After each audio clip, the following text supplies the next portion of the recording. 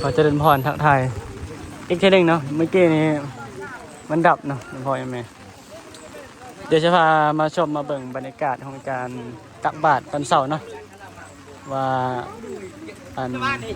พ่อแม่ลูกหลานไทยบ้านนี่เพิ่นพากันเฮ็ดจังได๋วิธีชีวิตการตักบาตรทำบุญตอนเช้านี่เพิ่น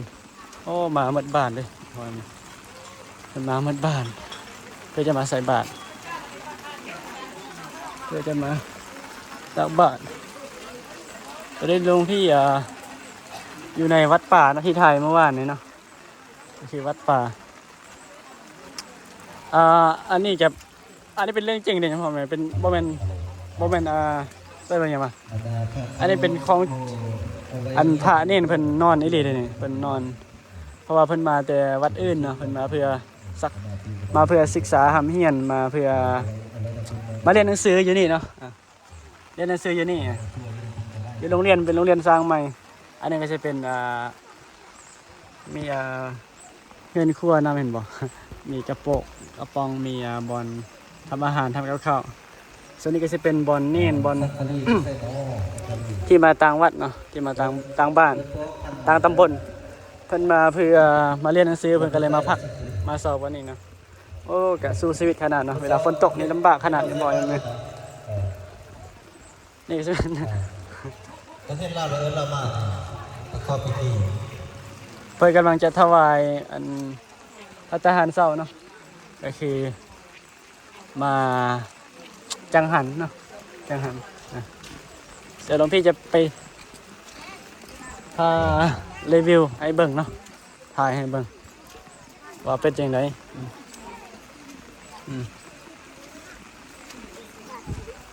อันนี้ก็จะเป็นเน้นโอ้ใส่เน้นกำเน้นกำอันนี้เนาะโอ้เสียดายฝนตก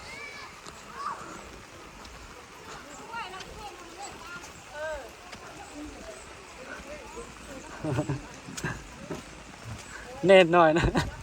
ฝนตกแลนจะมาคุมบาทเลย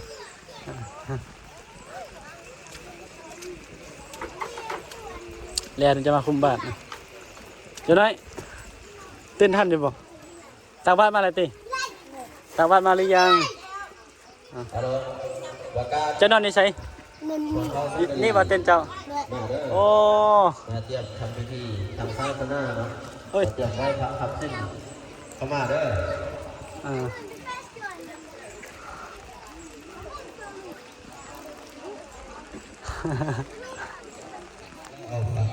ไอจั่วเนาะไอจั่วน้อยนะจับจุดแพ้วบินบาทตากฝนเลยโอ้บรรยากาศนี่เป็นต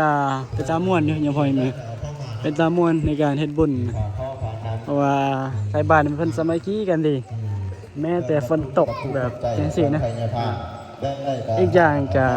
มันมี2วัดเด้ยังพอมี2วัดเด้เพิ่นก็ให้ความสำคัญอีหลีนะความสำคัญอีหลีซึ่งที่นี่มาเพื่อจะมาร่วมบุญเพราะว่าวันเฮ็ดบุญผ้าป่าสามัคคีเนาะสามัคคีเพื่อจะมาทุนนี่ได้มากอะเพื่อจะมาสมทบเพื่อจะมาส่งเสริมให้นักเรียนเน้นเนาะเน้นหน่อยมาแต่ใกล้เพื่อมาต่างจังหวัดต่างอำเภอนะก็ว่าไปต่างบ้านส่วนหลายเพิ่นก็สิมาเรียนเนาะมาบวชก็เลยมีโอกาสได้เรียนก็เลยมีโรงเรียนใหม่เนาะก็เลยต้องใส่งบใส่หยังในการใส่จ่ายค่าน้ำค่าไฟก็ว่ากันไปก็เลยเฮ็ดบุญทอดผ้าป่าสามัคคีเนาะจุดประสงค์ก็คือสมทบเอาทุนเพื่อจะมาบูรณะหรือว่ามาเป็นค่าเทอมเนาะให้กำลังใจเน้นน้อยเนาะเดี๋ยวมาพัฒนาโรงเรียนให้นี่เนาะเน้นน้อยจะ อันนี้มันเป็นโรงเรียนสร้างใหม่เด้อโยมพ่อเห็นไหมโรงเรียนสร้างใหม่อันนี้เป็นโรงเรียนสงฆ์โรงเรียนสงฆ์เราจะมีวัดป่าติดน้ำเนาะโยมพ่อเห็นไหมแล้วอันนี้ก็จะเป็นเดี๋ยวแป๊บนึงนี่ก็จะเป็นโรงเรียนไทยบ้านเนาะโรงเรียนไทยบ้านนี่จะมีม.1 ถึงม.6หรือว่าม.7นะอยู่ไทยนะอยู่ลาวม.6เนาะอยู่ลาวม.7เขาไปแต่ว่าอยู่ไทยนี่ถึงม.6ก็เลยเพิ่นก็เลยสร้างจุดประสงค์นี่ก็คือจะให้มีหรือว่าจะให้นักเรียนเด็กน้อยอยู่บ้านนอกบ้านนาได้ทำได้เรียนได้ศึกษาเนาะบวชมาแล้วได้ทำได้เรียนก็ถือว่าดีเนาะมีโรงเรียนแต่ว่าโอ้บรรยากาศตอนเช้านี่ดี อธิบายบ่ถูกเลยเนาะอธิบายบ่ถูกเลยจังหวะนั้นอันนี้เป็นโรงเรียน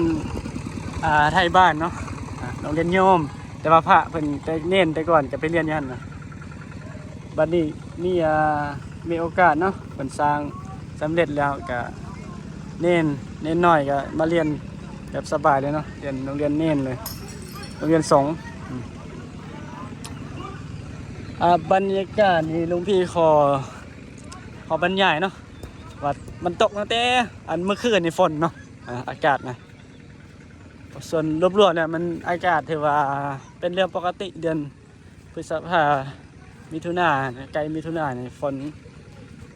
มันจะสิตกเนาะในฤดูฝน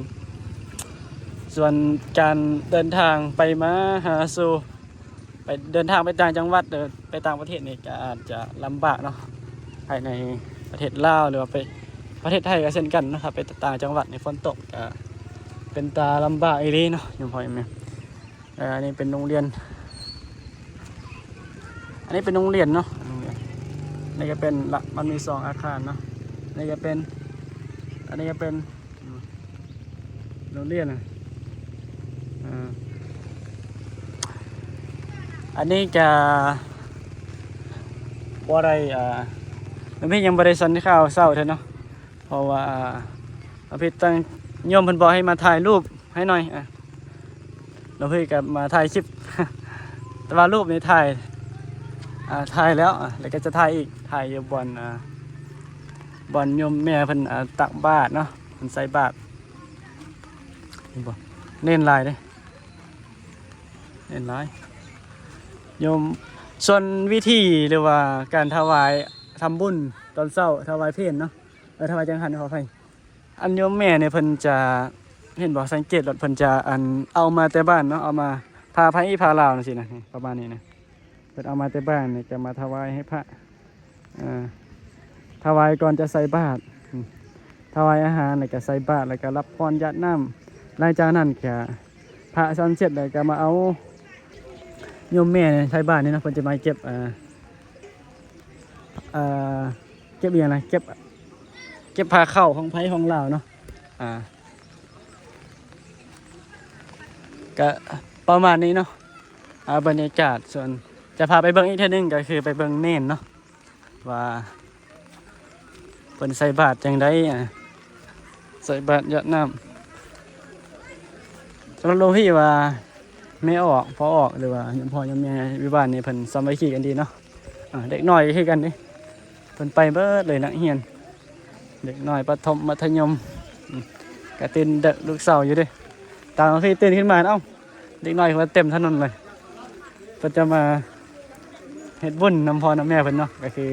มาใส่บาตรตักบาตรญาติน้ำเดี๋ยวเราพี่จะไปถ่าย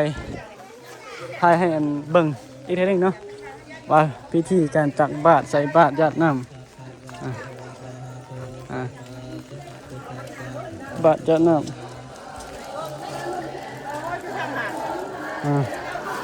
นี่นะ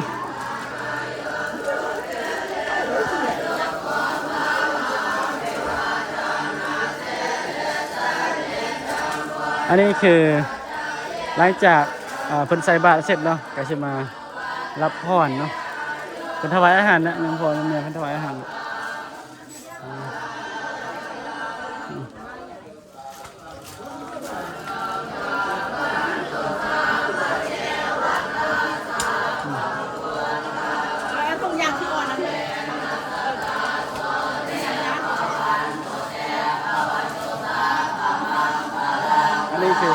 แต่ขอนแก่นนะ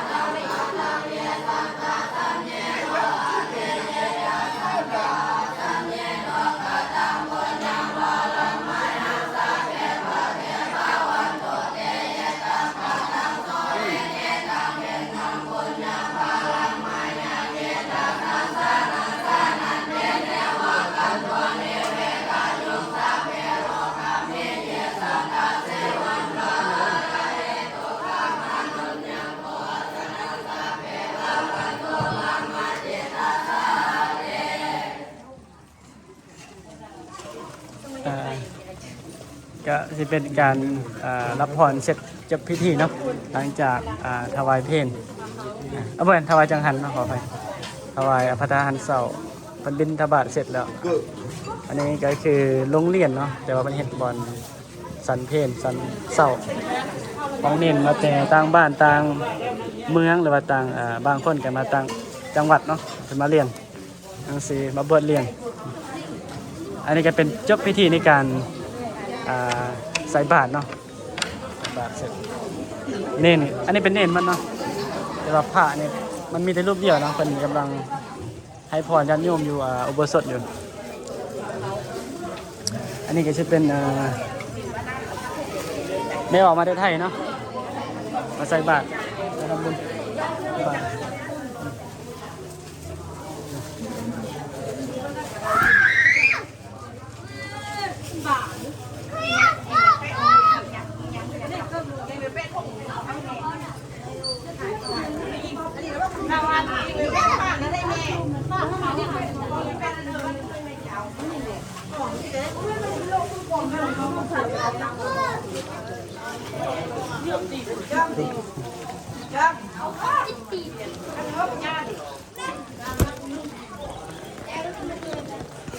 นี่นะ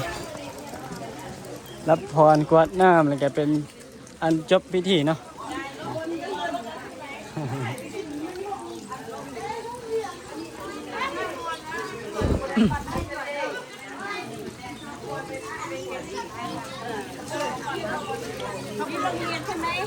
ไหนโรงเรียน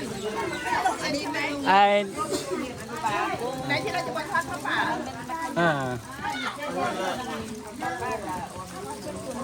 ได้บุญแล้วบ่โอเคเนาะเสร็จพิธีแล้ว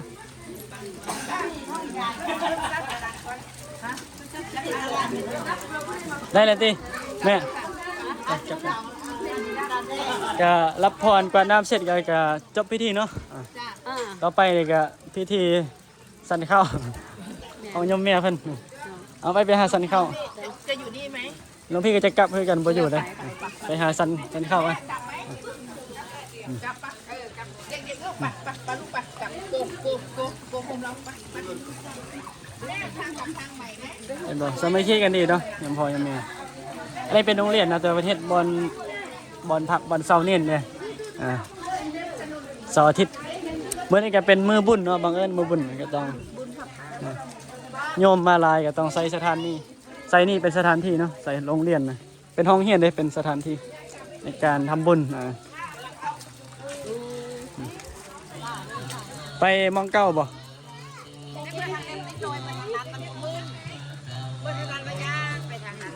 มันใกล้ได้ไหมไปเบิ่งยังมอบจะถ่ายคลิปไปนำไป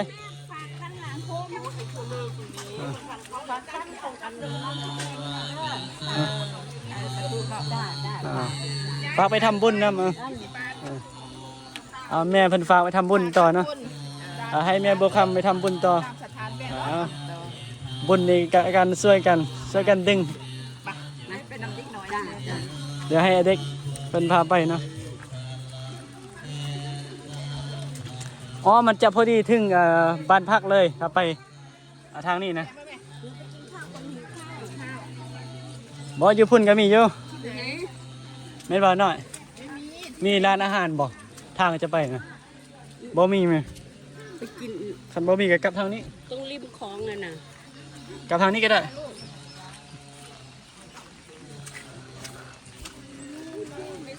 เว้าภาษาจีนเป็นบ่นายคือคนจีนวะนี่เฮานี่เฮามาสิฟ้าละมานี่ใจนะลิ หนูมาถ่ายรูปก่อนนะพี่ลุงพี่ถ่ายให้ มุมนี้สวยนะแม่ นี่เห็นมันสวยไหม ฮะอ๋อเอามุมทะเลหมอกบ่ กล้องไม่แดงนะถ่ายมาลูกนะ เฮ้ย มีขี้บัฟฟาโลด้วยเนี่ย ไม่เป็นไรออร์แกนิก เอากล้องไม่แดงมานู่น ออริจินอลมองกล้องขี้โคโลเลยอ่ะขี้ นะไปยืนเนาะ เอาเปิด ไปยืนเองเนาะเปิดหน้าแล้วเด้หัน1 2ไม่แดงมาปลดหมวกนะ บ่เป็นหยังฝนตก1 2 3 1 2 3โอเค ได้วิว ได้หมดเลยได้แลนด์สคริปต์ทั้งหมดเลย ได้วิวร้านไหม ได้วิว2 ล้านวิว อันนี้จะ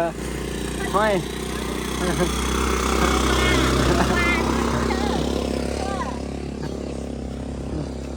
เย็ดแอนโน่หนู ฮะ เย็ดแอนโน่ที่เชยอิงลิช English teacher ไฟสบาย teacher English เอาคำพูดกับ อันนี้เป็นหมู่บ้านอันนี้อันนี้ ที่เชย อันนี้เป็นวัดอันนี้เป็นบ้าน อันนี้เป็นโรงเรียนวัดก็เป็นวัดป่า เร็วไหนลูก ไม่ได้อะอยู่ไทยอยู่ลาวเนี่ยเป็นจังซี่เด้เวลามีบุญนี่เขาจะเอาผ้าไผ่ผ้าลาวมาเด้ พี่ เฮ็ดจังซี่เนี่ยเป็นเรื่องปกติเนี่ยเอาผ้าไผ่ผ้ามันมาถวายอะไรแกถวายอาหารก็ดิ ข้างนี่ข้าก็ท้าพูดเด้อ ทางนี้กับใครเนี่ยเพราะว่ามันมีแต่บอนนี่ซื้อ ได้ มีแต่มองนี่ซื้อไหมผ่านไปนี่จะ เดี๋ยวเวลาทางมาเราก็มาทางนี้เหรอ ปกตินี่มาทางนี้เด้มัน มาโรงเรียนแหมฮะมอม ใช่มันใกล้ที่สุดทางนี้นะ มาโรงเรียนทางไหนอ่ะ นี่มันบ่เป็นหยังแม่มันเป็นธรรมชาติของวิถีชีวิตบ้านนอกบ้านนาบ้านนอกบ่มีห้องแอร์เพิ่นว่านะอย่าไปจมอย่าไปเว้าน้ำก็บ่มี สาธุ ทำบุญแล้วจะสบายใจแล้วทำใจให้สบายต่อไปนี่แม่ได้ใส่บาตรอยู่อันอุปสมบทติ ได้ใส่ได้ใส่ อ๋อมารับพรมาเมื่อกี้ ได้ นี่ ใส่ตรง มาใส่ตรงนี้แหละ เพราะว่าคนเยอะ อ๋อย ายเลยไม่พาไปทั้งนั้นเลย เน้นนี่เห็นว่าเน้นหลายคนนี่เขามาหลายวัดเด้ ไม่ได้เห็นเพื่อนกลางเต็นท์อยู่นะ เขามาเรียนหนังสือ เออ ปิดเทอมแล้วเขากลับ แล้ววัดองค์พาดมันนี่ไหม หืม เนนลูกเนนอ่ะ มา อืม วัดโอกาสขึ้นหรอ โอกาสลูกองค์พาด อ๋อวัดโอกาสนี่เพิ่นก็สินิมนต์มาอยู่ถ้ามีบุญนะ โอ้ยมอม ก็ขึ้นกับเจ้าอาวาสเพิ่น มอมไปท้ายไกลๆตอนพวกแม่ย่างเนี่ย เดี๋ยวๆขอย่าเด้อน้อย ไปค่ะ น้อยค่อยยาย ค่อยได้ น้อย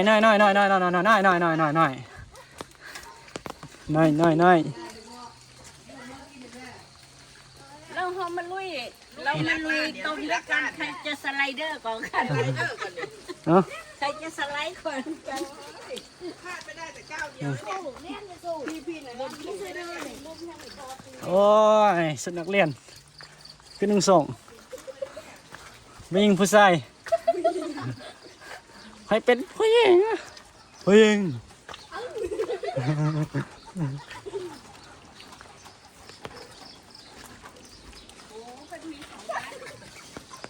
เดินมาเฮ้ยเป็นอายกล้องอยู่วัยรุ่นขึ้นใหม่ไปยิงหรือผู้ชายไปยิง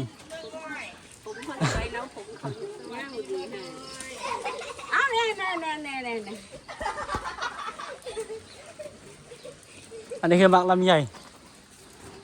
ธรรมชาติด้วยนี่ อะไรนะคะ ต้นลำไย มันเกิดโดยธรรมชาติ ลำไยเหรอ บ่แม่นธรรมชาติเขาปลูกเอา แต่ปลูกธรรมชาตินะน้อยพาไปเบิ่งร้านอาหารหน่อยเด้อไปโรงเรียนบ่มื้อนี้น่ะมื้อนี้วันหยัง รับผ้าป่าเลยไม่ไปแล้ว อ๋อเพิ่นหยุดให้เนาะ เขามีฟ้อนรำไหมเขามีรำต้อนรับไหม มีเหรอ เออ มีแต่ลำกอไก่ รำแบบนี้เราปกติ ลำวงกอไก่เด้สลาย